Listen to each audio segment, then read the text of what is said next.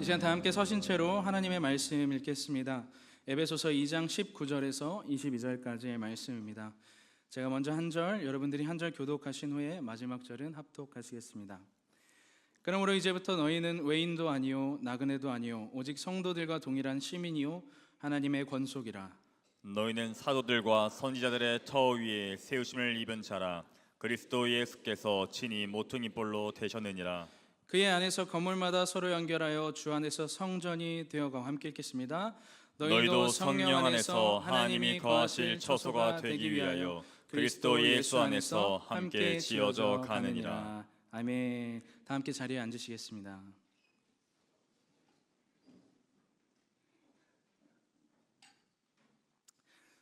여러분들 혹시 늘사랑교회 처음 오셨을 때 그때를 한번 떠올려 보시기 바랍니다.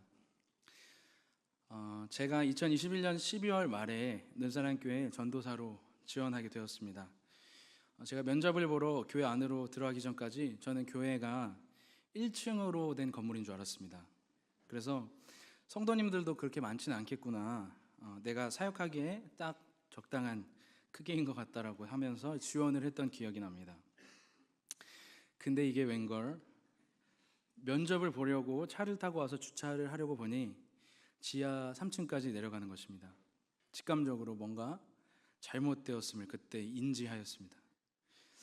아니나 다를까 이제 내부로 이렇게 들어오니 겉에서 상상하던 저의 생각과는 달리 교회 지하에는 마치 비밀의 방과 같은 수많은 소그룹실과 예배당이 있었습니다.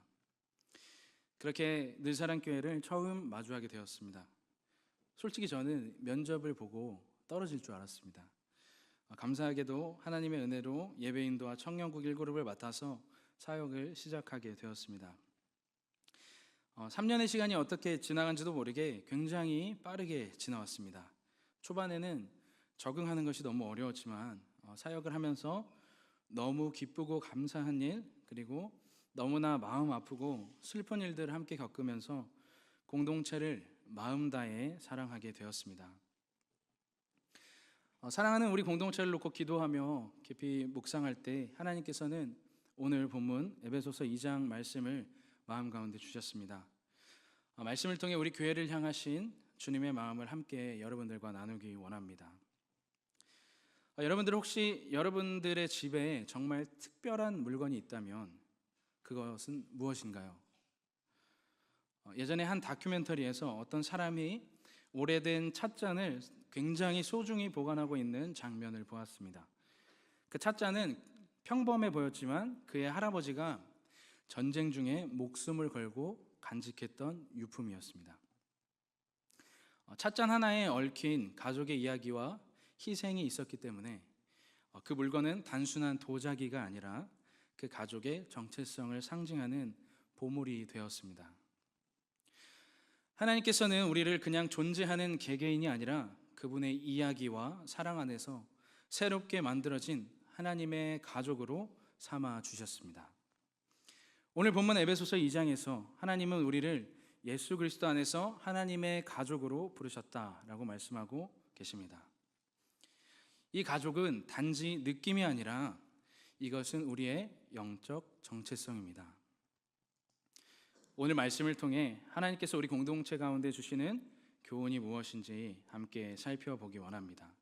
첫 번째로 우리는 하나님의 가족으로 부르심을 받았다라는 것입니다. 오늘 본문 에베소서 2장 19절 말씀을 다시 한번 함께 읽겠습니다. 시작. 그러므로 이제부터 너희는 외인도 아니요 나그네도 아니요 오직 성도들과 동일한 시민이요 하나님의 권속이라. 아멘. 우리가 살다 보면 뜻하지 않은 상황도 마주하기도 하며 그 상황들을 통해서 외로움과 소외감을 느낄 때가 있습니다. 가정에서, 캠퍼스에서, 일터에서, 혹은 심지어 교회 안에서도 낯설고 마치 혼자인 것 같은 기분이 들 때가 있습니다.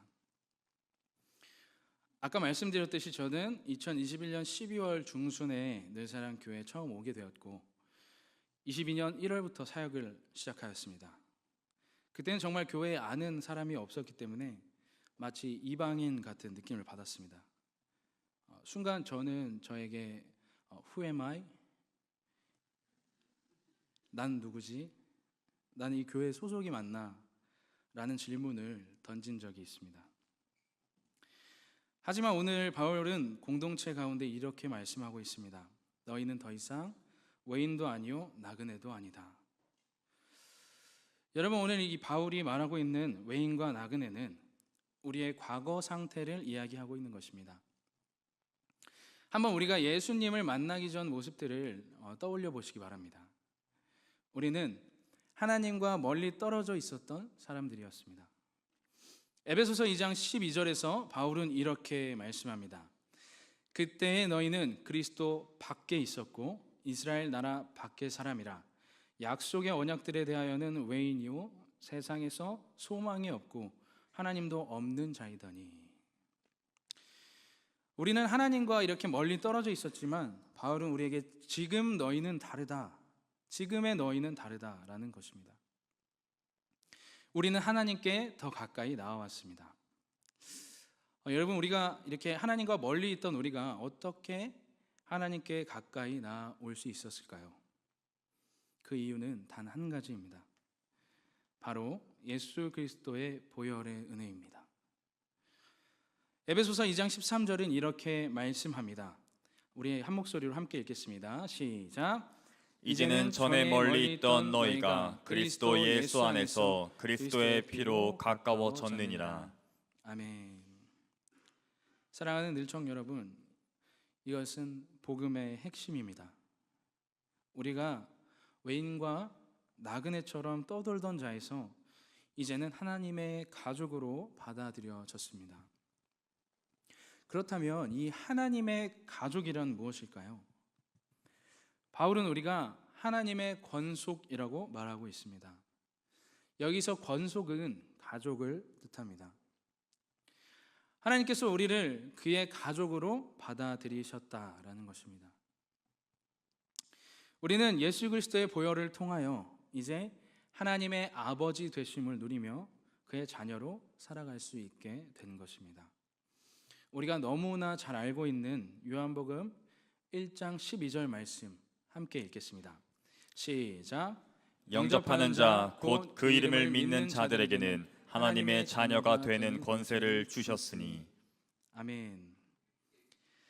하나님의 가족이 된다라는 것은 단순히 소속감만을 얻는 것이 아닙니다. 가족이 된다는 것은 사랑과 보호, 그리고 무엇보다 책임이 따른다는 것입니다. 부모는 자녀를 사랑하고 보호하며 그들의 필요를 채워주기도 합니다. 예수 그리스도의 십자가 보혈의 은혜를 의지하는 우리 모두를 하나님 아버지께서 사랑하시고 보호하시고 우리의 필요를 채워주신다라는 것입니다. 시편 68편 5절은 하나님을 고아의 아버지라고 표현하고 있습니다. 사랑하는 늘청 여러분, 저와 여러분은 결코 혼자가 아닙니다. 하나님은 우리의 아버지가 되셔서 우리를 어제나 오늘이나 영원토록 돌보아 주실 것입니다. 우리 옆 사람 바라보시면서 이렇게 한번 인사했으면 좋겠습니다. 넌 혼자가 아니야.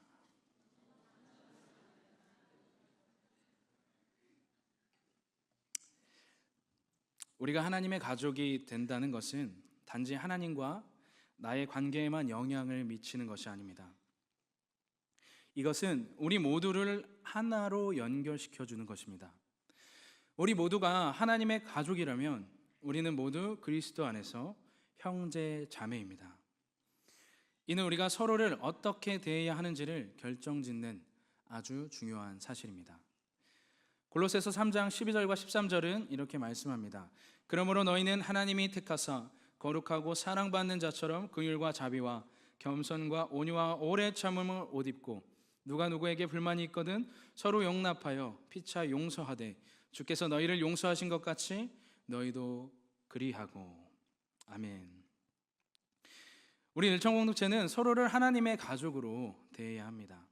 서로를 판단하고 비교하기보다 격려하고 세워주는 사랑의 관계를 만들어 가야 합니다. 우리가 하나님의 가족으로 부르심을 받았다는 사실을 기억한다면 이러한 사랑의 연합은 자연스럽게 이루어질 것입니다. 하나님께서 우리를 외인과 나그네가 아닌 그의 가족으로 부르셨다는 사실을 꼭 기억하시길 바랍니다. 우리는 하나님의 사랑을 받는 자들입니다. 그리고 우리는 그리스도 안에서 서로의 형제, 자매입니다. 이 놀라운 정체성을 붙들고 하나님의 가족으로서 하나님과 서로를 사랑하며 살아가시는 저와 늘청 여러분들 되시길 주님의 이름으로 축복합니다. 또 하나님께서 오늘 본문을 통해 우리 공동체 가운데 주시는 두 번째 교훈은 모퉁이 돌 대신 예수님입니다. 에베소서 2장 20절 말씀을 함께 읽겠습니다. 시작. 너희는 사도들과 선지자들의 터 위에 세우심을 입은 자라. 그리스도 예수께서 친히 모퉁이 돌이 되셨느니라. 아멘. 여러분, 문제 하나 내겠습니다. 어떤 건물을 지을 때 가장 중요한 것이 무엇일까요? 빠밤. 모퉁이 돌. 기초가 나왔던 것 같습니다. 기초. 맞습니다. 바로 기초입니다. 기초가 약하면 그 위에 아무리 아름다운 건물을 세운다고 해도 무너지기 쉽습니다. 오늘 본문은 우리 공동체의 기초가 어디에 있는지 분명하게 알려주고 있습니다. 우리의 기초는 사도들과 선지자들의 터 위에 세워졌고 예수 그리스도께서 친히 모퉁이 돌이 되셨다고 합니다. 예수 그리스도가 우리의 모퉁이 돌이 되셨다고 합니다. 우리가 아까 첫 번째 찬양할 때도 고백했지만 이 모퉁이 돌은 건물의 구조를 잡아주는 가장 중요한 돌입니다. 모든 벽과 기둥이 이 모퉁이 돌을 기준으로 세워지기 때문에 모퉁이 돌이 잘못되면 건물이 온전할 수 없다라는 것입니다. 이사야 28장 16절은 이렇게 말씀하고 있습니다. 제가 새번역 성경으로 읽어드리겠습니다. 그러므로 주 하나님께서 이렇게 말씀하신다. 내가 시온의 주춧돌을 놓는다. 얼마나 견고한지 시험하여 본 돌이다. 이 귀한 돌을 모퉁이에 놓아서 기초를 튼튼히 세울 것이니 이것을 의지하는 사람은 불안하지 않을 것이다. 아멘. 예수님께서는 우리의 믿음의 기초가 되십니다. 예수님의 죽으심과 부활은 우리가 구원받을 수 있는 유일한 길입니다. 예수님을 중심에 두지 않고는 참된 연합과 성장은 어렵다는 것입니다. 혹시 이탈리아에 가보신 분 계신가요? 네, 저는 가보진 않고 피자는 많이 먹었습니다. 네, 이 이탈리아를 안 가봤지만 저는 이탈리아를 생각할 때 이 피사의 사탑이 제일 먼저 생각이 납니다. 그런데 피사의 사탑이 그 근처에 못 가본 저도 이렇게 알 정도로 세계적으로 굉장히 유명하지만 사실 건축학적으로는 실패한 건물이라고 합니다. 그 이유는 기초가 약했기 때문입니다. 피사의 사탑을 처음 설계할 때 그 토양이 너무 부드러워서 시간이 지날수록 점점 기울게 되었다고 합니다. 지금은 유명한 관광 명소가 되었지만 이렇게 되기까지 안전을 위해서 여러 보강 작업들이 필요했다고 합니다. 우리 공동체도 예수님이라는 견고한 기초 위에 세워지지 않는다면 이 피사의 사탑과 같이 기울고 말 것입니다. 예수님을 우리의 기준과 중심으로 삼아야만 흔들리지 않는 공동체가 될 수 있습니다. 또 본문은 우리가 사도들과 선지자들의 터 위에 세워졌다라고 말씀합니다. 여기에서 나오는 터는 하나님의 말씀과 가르침을 의미합니다. 디모데후서 3장 16절을 우리 한 목소리로 함께 읽겠습니다. 시작. 모든 성경은 하나님의 감동으로 된 것으로 교훈과 책망과 바르게 함과 의로 교육하기에 유익하니. 아멘. 모든 성경은 하나님의 감동으로 된 것으로 교훈과 책망과 바르게 함과 의로 교육하기에 유익하다. 바울이 아들처럼 생각하는 디모데에게 쓴 편지의 내용입니다. 사랑하는 여러분, 우리의 신앙과 공동체는 하나님의 말씀 위에 세워져야 합니다. 하나님의 말씀은 공동체의 방향을 제시하고 우리의 삶을 바르게 세우는 기준이 되기도 합니다. 우리가 만약 말씀을 떠나게 된다면 공동체는 쉽게 분열되고 약해질 수밖에 없습니다. 우리 공동체가 말씀과 예수님을 중심에 두고 살아갈 때 우리는 참된 연합을 경험할 수 있게 됩니다. 서로 다른 배경과 성격을 가진 사람들이 모였지만 예수님 안에서 하나 되는 우리가 되길 간절히 소망합니다. 갈라디아서 3장 28절은 이렇게 말씀합니다. 너희는 유대인이나 헬라인이나 종이나 자유인이나 남자나 여자나 다 그리스도 예수 안에서 하나이니라. 아멘. 예수님을 기초로 삼는 공동체는 세상의 혼란 속에서도 흔들리지 않습니다. 우리는 그분의 말씀을 따라 행하며 그분의 사랑으로 서로를 대하며 그분의 사명을 이루기 위해 함께 협력해야 합니다.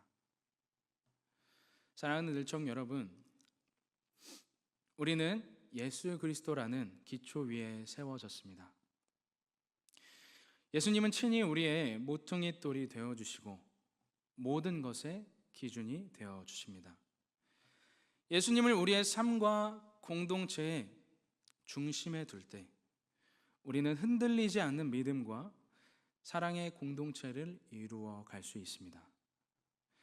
하나님의 말씀에 뿌리 내린 사랑의 공동체를 이루는 우리 늘청 공동체가 되기를 주님의 이름으로 축복합니다.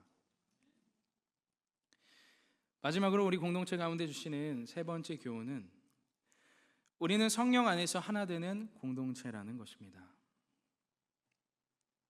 오늘 본문 에베소서 2장 21절에서 22절까지의 말씀 한 목소리로 함께 읽겠습니다. 시작.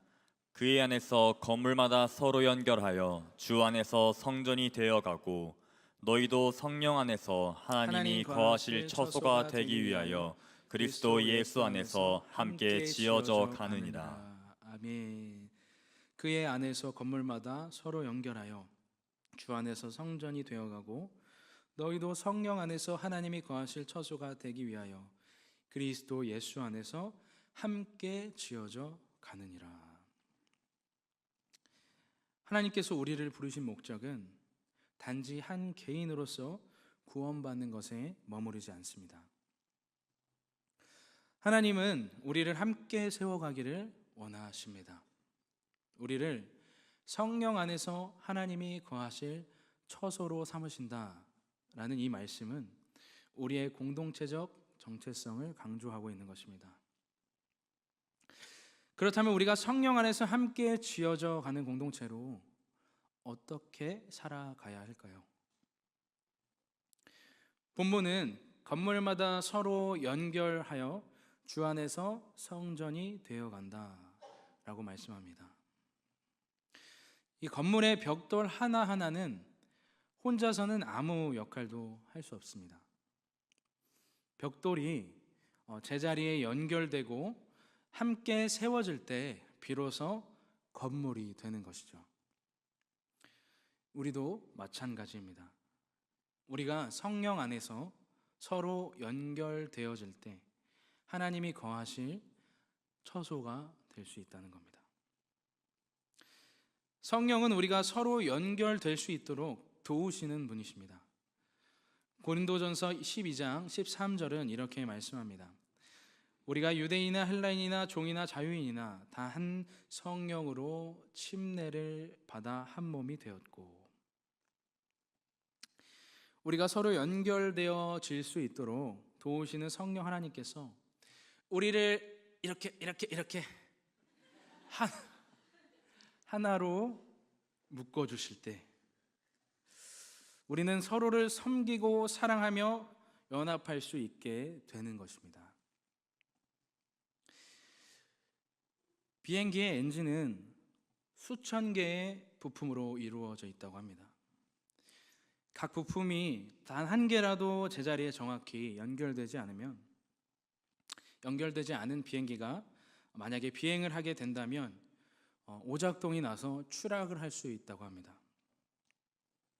그러나 모든 부품들이 정확한 자리에 연결되어서 이 비행기가 작동하게 될 때 비행기는 아무런 문제 없이 안전하게 목적지까지 도착할 수 있다는 것입니다. 어쩌면 이 비행기의 엔진이 우리의 모습과도 같습니다. 하나님의 나라를 향해 가고 있는 우리 모두가 서로가 분리된 상태, 정확히 연결되지 않은 상태로는 서로 오해를 하기도 하고 관계가 무너지는 추락을 경험하기도 합니다. 그러나 우리의 정확한 자리를 연결시켜주는 성령 하나님 안에서 서로가 연결되어질 때 우리는 하나님의 나라를 향해 아무런 문제 없이 비행하고 안전하게 하나님 나라에 도착하여 그 은혜와 기쁨들을 맛보고 누릴 수 있게 되는 것입니다. 성령님은 단지 우리를 연결시키시는데 그치지 않으십니다. 그 불함 기억하시죠? 오늘은 성우변, 성령은 우리를 변화시키십니다. 고린도후서 3장 18절은 이렇게 말씀합니다. 우리 함께 읽겠습니다. 시작. 우리가 다 수건을 벗은 얼굴로 거울을 보는 것 같이 주의 영광을 보매 그와 같은 형상으로 변화하여 영광에서 영광에 이르니 곧 주의 영으로 말미암음이니라. 아멘. 여러분, 공동체는 완벽한 사람들이 모인 곳이 아닙니다. 그러나 성령께서 우리의 마음을 변화시키시고 서로의 연약함을 품을 수 있는 사랑과 은혜를 주실 때 우리는 점점 하나님의 거룩한 성전으로 세워져 가게 되는 것입니다.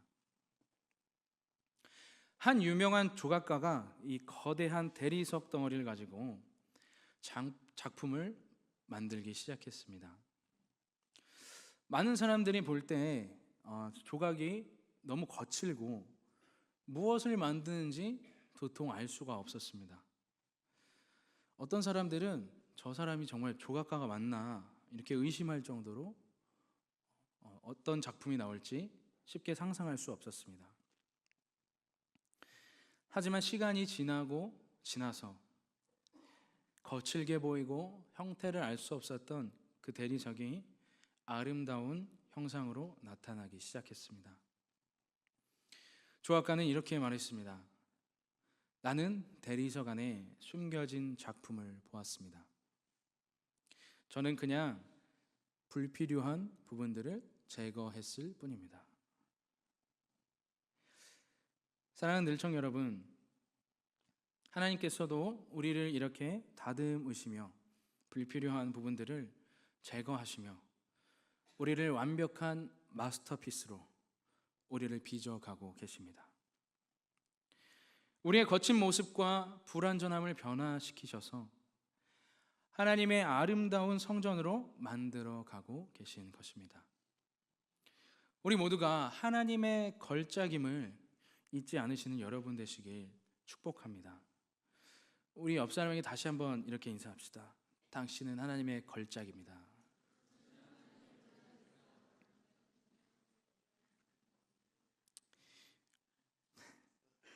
하나님은 그래서 우리 공동체를 통해 그분의 영광을 드러내기를 원하십니다. 오늘 본문은 우리가 하나님이 거하실 처소가 된다라고 말씀합니다. 이는 단지 건물로서의 교회를 의미하는 것이 아닙니다. 우리 각 사람 안에 거하시는 성령님께서 공동체 안에서 하나님의 임재를 경험하게 하시는 것입니다. 여러분, 사도행전 2장의 내용을 알고 계십니까? 사도행전 2장은 예수님의 부활 후에 오순절 날에 제자들이 예루살렘에 함께 모여서 기도하고 있는데 하늘에서 불길 같은 것들이 내려와서 제자들 머리에 임했고 제자들이 성령으로 충만하게 되어서 각기 다른 언어들로 말하기 시작하였습니다. 성령이 임하였을 때 제자들은 하나가 되었고 놀라운 능력으로 복음을 전파하기 시작했습니다. 성령이 거하시는 공동체는 세상에 하나님의 나라를 드러내는 통로가 되는 것입니다. 저희 아들이 퍼즐 맞추는 것을 좋아합니다. 처음에는 혼자 하는 것이 어려워서 제가 이렇게 도와줍니다. 몇 번 하고 나면 이제 퍼즐을 곧잘 맞춥니다. 저는 이제 아들의 그 퍼즐을 도와주면서 그런 생각이 들었습니다. 아, 퍼즐이 교회와 같구나. 퍼즐을 보면서 이런 생각을 하실 수 있습니까? 퍼즐 리꼴 교회.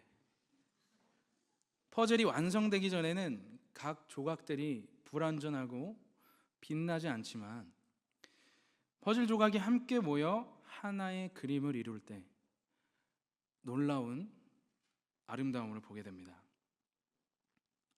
성령님께서 우리를 하나로 엮으실 때 우리는 주님 안에서 하나가 되어 세상을 향해 하나님의 빛을 나타내게 되는 것입니다. 사랑하는 늘청 여러분, 우리는 성령 안에서 함께 지어져 가는 공동체입니다. 이를 위해 우리는 성령의 인도하심에 민감하게 반응해야 합니다.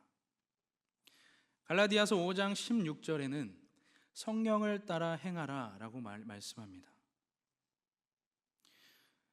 우리의 계획과 욕심이 아닌 성령께서 주시는 지혜와 사랑을 따라 우리가 움직일 때 우리는 진정한 하나님의 처소로 세워질 수 있습니다.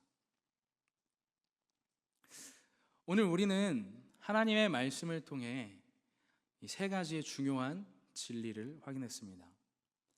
첫째, 우리는 더 이상 외인이나 나그네가 아니라 하나님의 가족으로 부름을 받았고, 둘째, 우리의 공동체는 모퉁이 돌 대신 예수님 위에 세워진 견고한 기초 위에 있고, 마지막 세 번째로 성령께서 우리를 하나로 연결하여 하나님의 거하실 성전이 되게 하신다라는 것입니다.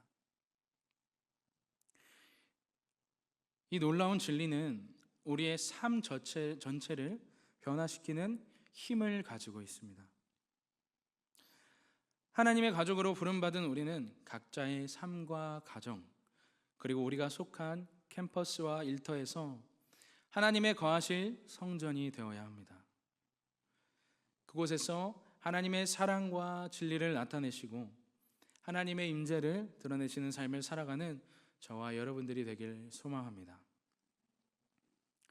우리가 진정한 교회를 이루려면 예수님의 마음을 닮아가며 서로의 기쁨과 슬픔을 함께 나누고 성령 안에서 하나가 되어야 합니다. 이것이 진정한 교회입니다. 우리는 단순히 한 장소에 모여 있는 사람들이 아닙니다. 우리 모두는 모퉁이 돌 대신 예수님과 우리를 하나 되게 하시는 성령 안에서 함께 지어져 가는 하나님의 성전이라는 것입니다. 사랑하는 늘청 여러분, 개인의 삶과 가정에서는 하나님의 사랑으로 서로를 세우고 캠퍼스와 일터에서는 주님의 빛과 소금이 되며 우리의 모든 삶이 하나님의 임재를 드러내는 통로가 되기를 간절히 소망합니다. 우리는 주의 몸된 교회, 모퉁이 돌 대신 예수와 하나 되게 하신 성령 안에 함께 지어져 가네. 우리 처음 불렀던 찬양의 고백과 같이 우리의 삶 속에서 하나님의 성전이 세워지고 하나님이 거하시는 처소로서 우리 공동체가 주님 앞에 사용될 수 있기를 간절히 바랍니다. 마지막으로 예와 한 가지를 여러분들과 함께 나누고 찬양하기 원합니다. 한 외국인 선교사님께서 사역하시던 나라에서 있었던 이야기입니다. 전쟁이 한창이던 어느 도시에서 한 소년이 집을 잃고 거리에서 살아가고 있었습니다. 부모님은 전쟁 중에 세상을 떠나셨고 친척들도 그를 받아주지 않았습니다. 소년은 마을을 떠돌면서 겨우 하루를 버티는 삶을 살았습니다. 그러던 어느 날 그 소년이 한 지역교회에서 운영하는 쉼터에 대한 이야기를 듣게 되었습니다. 그곳은 고아와 외국인 난민들을 위해 문을 연 공간인데 소년은 잠깐 망설이면서도 마지막 희망을 붙잡고 그곳을 찾아갔습니다. 그곳에서 처음 소년을 맞아준 것은 따뜻한 밥 한 끼와 봉사하시는 분들의 친절한 미소였습니다. 그 이후 교회의 한 가정이 그 소년을 특별히 마음에 품고 돌보기 시작했습니다. 자신들의 집이 넉넉하지 않았음에도 불구하고 그들은 그 소년을 가족으로 삼았고 진짜 아들과 같이 사랑하기로 다짐했습니다. 소년은 이런 생각을 했습니다. 나는 부모도 없는 고아인데 왜 이렇게 나를 사랑해 주실까? 그런 생각이 들어서 아버지에게 물어보게 되었습니다. 아버지, 왜 아무런 연고가 없는 저를 이렇게까지 사랑하고 보살펴 주십니까? 그때 새 가족이 된 아버지는 성경을 펴들고 오늘 본문인 에베소서 2장을 보여주며 이렇게 말했습니다. 우리는 모두 죄로 인해 하나님과 멀리 떨어져 지냈었다. 하지만 하나님께서는 우리를 그분의 가족으로 삼아 주셨어. 예수님께서 우리를 위해 십자가에서 모든 것을 희생하셨기 때문에 우리는 하나님의 집에 들어올 수 있었단다. 그리고 이제 너도 하나님의 가족이 된 거란다. 소년은 눈물을 흘리며 그 사랑을 받아들였습니다.